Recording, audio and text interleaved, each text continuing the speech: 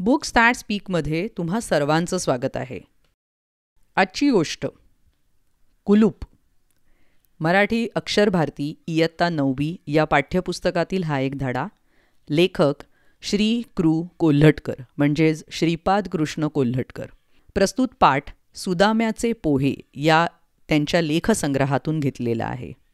वाचन आसावरी दोशी. आमच्या बंडू नानांना कुलपांचा मोठा शौक. अनेक धातूंची, अनेक आकारांची, अनेक कळींची कुलपे जमवून त्यांनी एक संग्रहालय बनवलं आहे.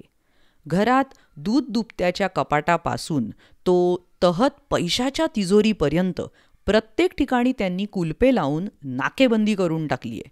घरावर एखादा डाका पडणार आहे अशी बातमी कळूनही कोणी इतकी तयारी करत नसेल. बरं, इतका बंदोबस्त करण्याचे कारण विचाराल तर ते आपल्या चीजवस्तूंचे रक्षण व्हावे ही इच्छा नसून कुलपांचा संग्रह मित्रमंडळींच्या नजरेस पडावा एवढीच आहे.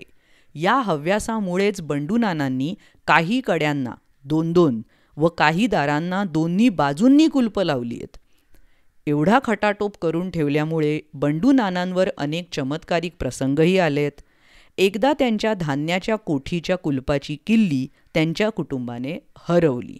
कुलूप जरा निराळ्या पद्धतीचं असल्यामुळे त्याला किल्ली शोधण्याकरता त्यांनी सगळा बाजार पालथा घातला तरी किल्ली मिळेना.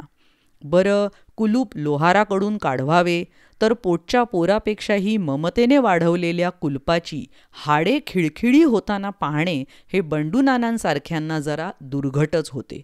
शिवाय गृहस्थ इतका मानी की त्याने शेजाऱ्यांपाशी कधी पसाभर धान्यही उसने मागितले नव्हते. असो, अशा रीतीने पहिला दिवस तर घरातील सर्व मंडळींनी त्या कुलपानिमित्त कडकडीत उपास काढला. दुसऱ्या दिवशी द्वादशी, पण तो दिवसही सगळ्यांनी तितक्याच धार्मिकपणाने उपासात काढला. नानांचे तर डोळे पांढरे होण्याची वेळ आली. शेवटी सर्व हकीकत कळताच आम्ही स्वतः लोहारास घेऊन नानांच्या घरी गेलो व ते कुलूप एकदाचे फोडले. पण त्यामुळे नानांचा आमच्यावर इतका गुस्सा झाला की ते 15 दिवसपर्यंत आमच्याशी नीटपणे बोलेच नात.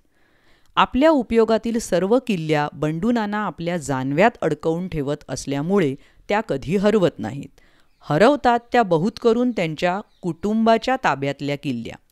वरील अनर्थ गुदरल्यापासून साधी बाजारी कुलपेच ते कुटुंबाच्या स्वाधीन करू लागले.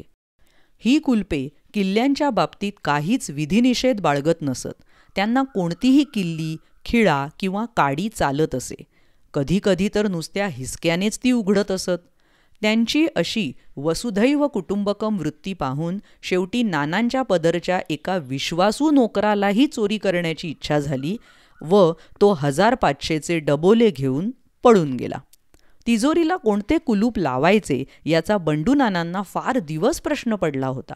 प्रथम त्यांनी अक्षरी कुलूप लावले, पण तिजोरी अंधारात असल्यामुळे कुलपाची अक्षरे जमवताना ती नीट दिसेनातच. म्हणून त्यांनी तिजोरी महत्प्रयासाने उजेडात आणून ठेवली.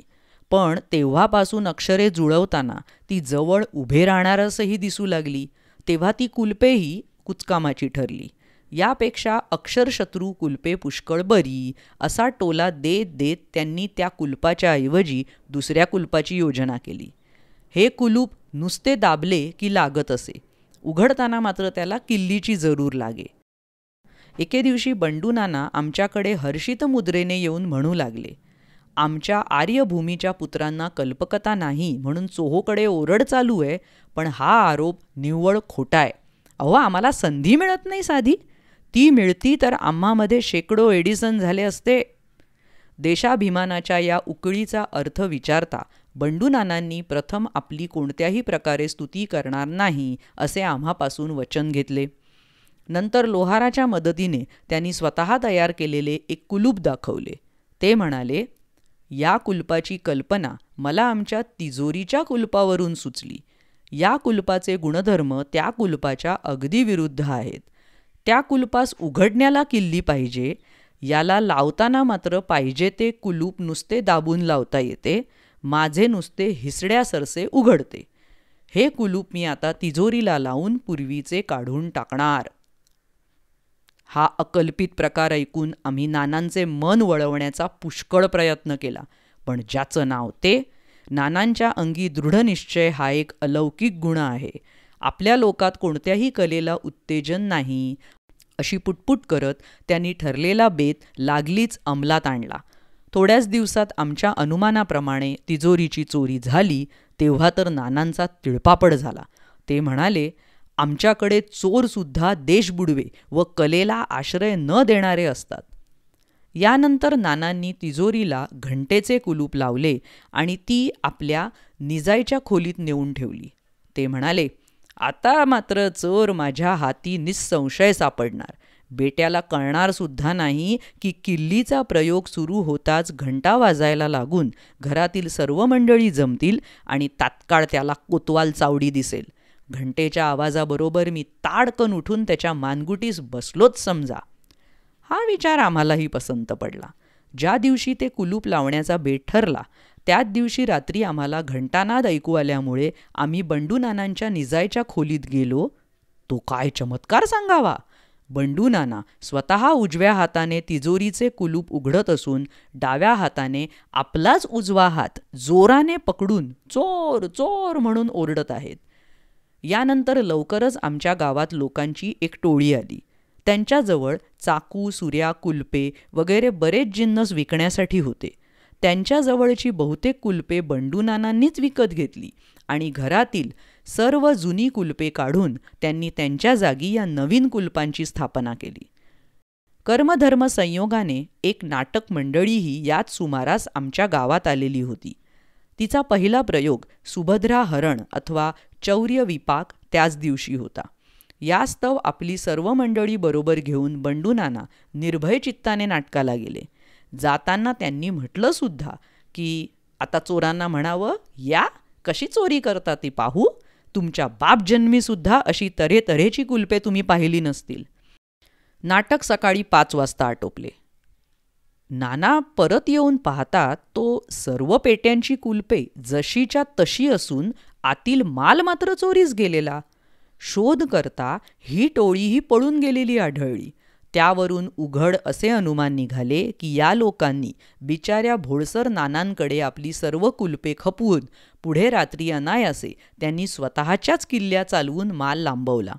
सुदैवाने त्या रात्री बंडू नानांचे कुटुंब त्यांच्या ताकदीस न जुमानता आपले सर्व दागिने अंगावर घालून नाटकाला गेले होते. त्यामुळे तेवढे मात्र बचावले. यापुढे बंडू नानांना नेहमी त्यांच्या कुटुंबाने टोमणा द्यावा की दागिने घालण्याच्या माझ्या हौशीबद्दल आपण सदा मला दोष लावत होतात, पण शेवटी आपल्या कुलपांपेक्षा माझ्या हौशीनेच आपल्या मिळकतीचा बचाव केलाय. बिचारे बंडू नाना तरी यावर काय बोलणार. त्यांच्या तोंडाला आपोआपच कुलूप बसले. कशी होती ही जुनी लेखनशैली. श्रीपाद कृष्ण कोल्हटकरांचा जीवनकाल 1871 ते 1934चा आहे. त्या काळातली लेखनशैलीसुद्धा आपल्याला आजच्या या कालावधीमध्ये हसवते, आपल्या चेहऱ्यावर एक स्मितरेषा आणते.